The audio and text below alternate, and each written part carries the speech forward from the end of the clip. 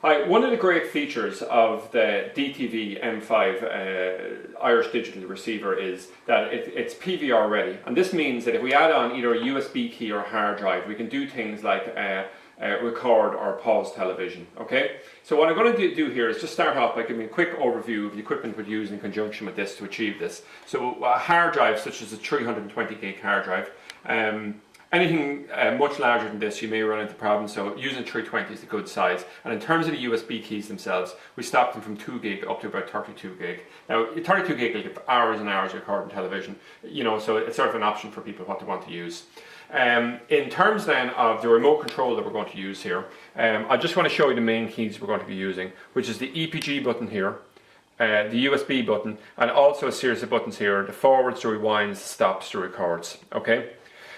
So what we're going to do here is I'm just going to start off. I'm going to add on this hard drive onto the box. So what we might actually do is I might turn on the thing first to just actually show what happens when it adds it in. In terms of formats here, we've tested this with NTFS, but we find that the preferred format for this, and indeed nearly all of the other PVR ready boxes we have, is FAT32.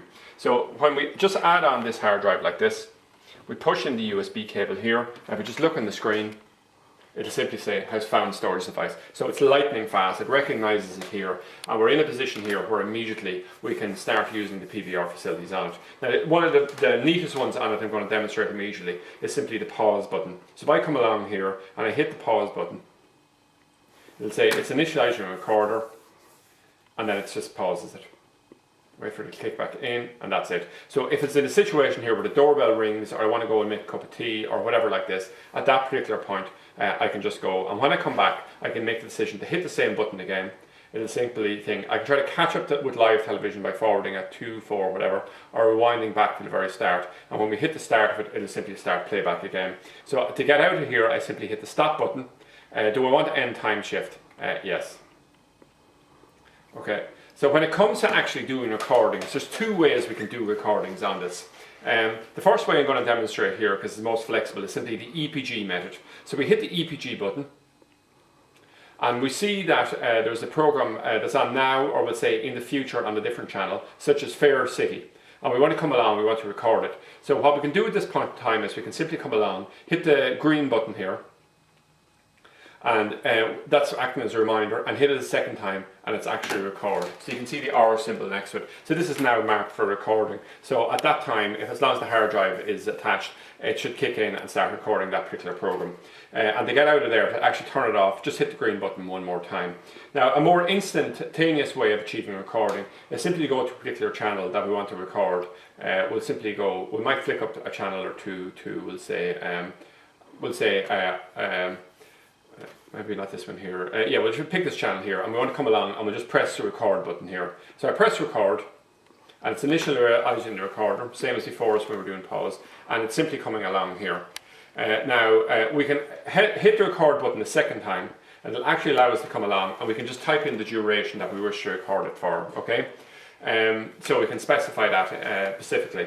Now at this point in time, because it's just demonstration purposes, what I'm simply going to do is to stop recording. I'm simply going to hit the stop button. It asks me, do you want to stop recording? I'll say yes. Press OK, and that's it. Now what we're going to do at this point then is I'm going to use the USB button here, press it on the thing, and it'll bring me into sort of the media center here, and we can see the default position is movies. So what we do is we simply arrow over through music, photos, and record manager, and come down here, select our hard drive, and we can see here anyway the most recent program after recording is here. So the information it gives with us is the name of the channel, the name of the program at the particular time, and also the date and the duration that we recorded for. And if we wanted to do it, we simply come along, hit the enter button, and just wait a moment, and then that's it, it's playing back. And to exit out of there, simply hit the USB button again, and we exit all the way out. So you can see from the overview Matthew given there that the facilities on it are excellent, and they're extremely easy to use, and they're snappy in terms of, like, you press the button and things happen quite quickly. So I mean, what the facilities we found and developed on this box here is better than any other box that we've tested these facilities on. So it's a really, really great feature as part of the overall package.